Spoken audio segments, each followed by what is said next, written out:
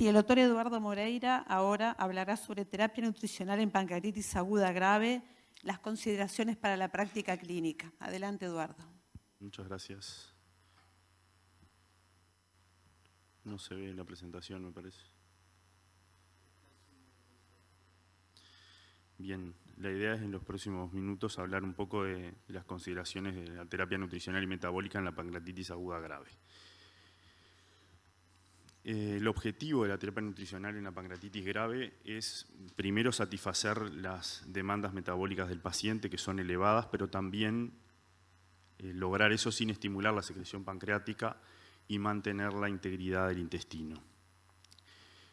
Como todas las estrategias de tratamiento en la pancreatitis grave, en la pancreatitis en general, se basan en la estratificación de gravedad de la pancreatitis, y la terapia nutricional también funciona de esa forma. Los pacientes con pancreatitis grave son característicamente inflamados, una inflamación aguda persistente, característicamente son hipermetabólicos y hipercatabólicos, y eso aumenta el gasto energético en reposo, medido por calorimetría indirecta. Eso está bien demostrado que aumenta significativamente en cualquier pancreatitis y sobre todo en la pancreatitis grave infectada.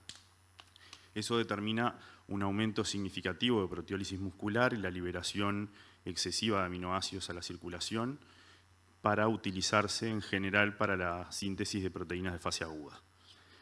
El balance nitrogenado en la pancreatitis grave es significativamente negativo, puede ser tan negativo como 20 o 40 gramos por día, y esa pérdida de proteína en la etapa aguda está asociada obviamente a pérdida de función muscular. La desnutrición en la pancreatitis aguda grave es multifactorial, pero uno de los principales factores de disminución del estado nutricional es el concepto de reposo pancreático, que es un concepto tan viejo como de la década del 70, en el que se sugería que la administración de nutrientes proximal al yeyuno medio, alrededor de 40 centímetros distales al ligamento de Treitz, estimulaban la secreción de las enzimas pancreáticas, y eso teóricamente aumentaría la autodigestión pancreática, empeoraría la inflamación del páncreas y por lo tanto llevaría a peores resultados. El concepto de reposo del páncreas hizo que la estrategia de terapia nutricional en esos pacientes fuera dirigida a inhibir la estimulación del páncreas, y por lo tanto se indicaba nutrición enteral cuando el paciente no tenía dolor, cuando la milasemia era normal. Se estimulaba la utilización de fórmulas nutricionales semielementales o elementales, a la introducción gradual de la dieta oral, comenzar siempre con líquidos claros y a la utilización frecuente de nutrición parenteral total de inicio. Sin embargo, ese concepto ha caído en desuso, y la utilización ahora del concepto de estimulación intestinal, porque eso demostró que la utilización de la nutrición enteral precoz en estos pacientes, incluso proximal al ángulo de Treitz, no generaba estímulos para aumentar la secreción de enzimas pancreáticas. Y eso se demostró en varios estudios de hace varios años, y además no tiene impacto significativo sobre el aumento de los síntomas en la pancreatitis aguda, no aumenta la secreción enzimática, y en ese trabajo se demostró que la nutrición temprana resultó en exacerbación clínicamente significativa de los síntomas de pancreatitis solamente en el 4% de los casos. Las concentraciones de las enzimas en el plasma no fueron superiores a, por ejemplo, las concentraciones en voluntarios sanos luego de iniciada la nutrición enteral. De manera que el soporte nutricional ha sido bien documentado en sus beneficios en la pancreatitis grave, y los siguientes aspectos que hay que considerar en este grupo de pacientes son bien importantes. Lo primero que quiero hablar es sobre los requerimientos en los pacientes con pancreatitis grave, y esto está demostrado. Hay un metaanálisis publicado recientemente en este año que la estimación o la medida del requerimiento energético a través de calorimetría indirecta en cualquier paciente crítico mejora la supervivencia. En cuanto al requerimiento de proteínas, son pacientes que requieren un alto aporte de proteína cercano al 1.2-1.5 gramos por kilo por día, y eso se demostró que mejora el balance nitrogenado, pero además tiene impacto sobre la disminución de la mortalidad. En cuanto a la ruta de administración de la terapia nutricional en la pancreatitis grave, hay estudios de hace varios años que han demostrado el beneficio de la terapia nutricional por vía enteral versus la nutrición parenteral en cuanto a disminución de disfunción orgánica múltiple, en cuanto a reducción de la mortalidad o mejoría de la supervivencia, y eso se pudo replicar en otros estudios que han demostrado que la nutrición enteral puede reducir la mortalidad en general en los pacientes con pancreatitis grave. En cuanto a las infecciones o a las complicaciones secundarias infecciosas en los pacientes con pancreatitis, también la nutrición enteral puede reducir la incidencia de esas complicaciones. En cuanto al timing de la nutrición o al momento de entrega de inicio de la nutrición enteral, el inicio precoz en las primeras 24 o 48 horas ha demostrado beneficios en cuanto a reducción de mortalidad, disminución de la incidencia o a control de la disfunción orgánica múltiple inicial, no tiene impacto sobre la respuesta inflamatoria sistémica y sí tiene impactos beneficiosos sobre complicaciones secundarias como la probabilidad de intervención quirúrgica, la infección sistémica, la infección local y los síntomas de pancreatitis grave. En cuanto a la discusión si hay que administrar nutrición enteral a nivel gástrico o postpilórica, esa es una discusión que todavía se discute en el ámbito clínico. Ese fue el primer metaanálisis en el 2008 que no encontró diferencias en cuanto a la administración de nutrición gástrica versus nutrición yeyunal en cuanto a seguridad y tolerancia. Este estudio mostró disminución de la incidencia de complicaciones infecciosas y a reducción significativa de la mortalidad. Sin embargo, cuando se analiza el estudio, lo que se puede demostrar es que primero hay o por lo menos algunos cuestionamientos en cuanto a cómo estratificó la gravedad de la pancreatitis. Probablemente no todos los pacientes incluidos en ese metaanálisis eran pancreatitis graves. Y la segunda discusión es en cuanto a la heterogeneidad de la estrategia nutricional. Fíjense que no todos los estudios utilizaban la misma fórmula y no todos los estudios iniciaban la nutrición enteral en forma precoz.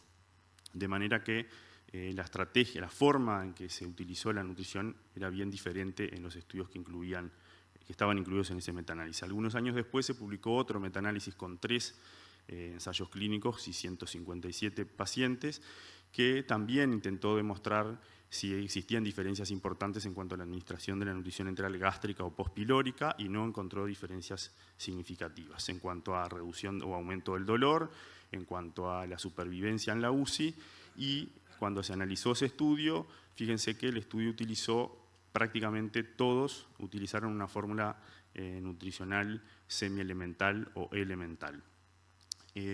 Más recientemente, el año pasado, se publicó otro metaanálisis para tratar de esclarecer un poco ese tema. Incluía 2 ensayos clínicos y 100 y pocos pacientes y no encontró diferencias en cuanto a la incidencia de complicaciones infecciosas, a cuanto a exacerbación del dolor y en cuanto a impacto sobre la mortalidad. De manera que una crítica de ese estudio es que excluyó los pacientes con shock.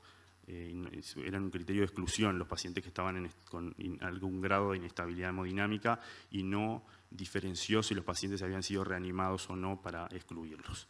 De manera que en cuanto a las implicancias para la clínica, se puede decir que no hay pruebas suficientes para concluir por lo menos que existe algún grado de superioridad, de inferioridad o de equivalencia entre nutrición enteral por sonda nasogástrica o nutrición enteral por sonda nasoyeyunal en individuos con pancreatitis grave. Y en cuanto a las implicancias para la investigación, probablemente los ensayos clínicos a incluir en los próximos metaanálisis deberían incluir pacientes con shock, porque son una parte importante de los pacientes con pancreatitis grave. Y lo otro que me parece que deberían incluir es discutir la forma de nutrición yeyunal, si la sonda nasoyeyunal se colocaba por endoscopía o no, y cómo se monitorizaba la ubicación del extremo distal de la sonda. En cuanto al tipo de fórmula enteral en pancreatitis grave, hay estudios fisiológicos que muestran un menor estímulo secretor con nutrición elemental y por lo tanto eso dio pie a algunas ventajas teóricas para elegir la nutrición enteral elemental en la pancreatitis. Sin embargo, cuando se hicieron estudios randomizados, por ejemplo ese estudio con 30 pacientes con pancreatitis grave, un brazo tenía, que era el grupo de intervención, una nutrición con una fórmula semielemental. Los 2 grupos administraron 35 kilocalorías por kilo por día y no encontraron diferencias en cuanto a resultados vinculados a seguridad y tolerancia o a resultados clínicos. En el 2008-2009 se presentó esa revisión clínica que no demostró que el uso de una fórmula polimérica versus una fórmula semielemental llevara a peores resultados o a mayores complicaciones. En el 2018 se presentó ese otro estudio, que es un estudio retrospectivo, pero con casi 1000 pacientes. Fíjense que 380 pacientes en cada uno de los grupos. El grupo con nutrición, un grupo con nutrición elemental versus un grupo que recibía otro cuidado distinto y tampoco encontró diferencias significativas en cuanto a los resultados más importantes. Con respecto a la inmunonutrición en pancreatitis, no hay ventajas de la nutrición enteral suplementada con inmunonutrientes, por lo menos la mayoría de los estudios que analicé no encontraban diferencias significativas. Y con respecto a la nutrición enteral, a la inmunonutrición parenteral, ese metaanálisis del 2015 encontró beneficios en la administración de glutamina y ácidos grasos omega 3 en la nutrición parenteral con respecto a la mortalidad y a la incidencia de complicaciones infecciosas. Y también con respecto a la estancia hospitalaria. Ese otro estudio está en curso y que va a intentar evaluar las ventajas y las desventajas de los diferentes tipos de suplementación nutricional, como glutamina, arginina, los ácidos grasos y los nucleótidos en nutrición enteral y nutrición parenteral en pancreatitis aguda. Y tendremos algún resultado próximamente. Con respecto a la administración de probióticos, ese estudio, publicado hace varios años, utilizó una estrategia de inmunonutrición con el Lactobacillus plantarum, se administraba por 7 días por sonda nasoyeyunal y el grupo control recibía el mismo bacilo pero inactivado por calor, y ese estudio arrojó algún resultado satisfactorio en cuanto a reducción de complicaciones infecciosas. Sin embargo, algunos años después se publicó ese otro estudio con casi 300 pacientes con pancreatitis graves, utilizando una estrategia multicepa, no encontró resultados beneficiosos y al contrario demostró mayor mortalidad en el grupo de intervención.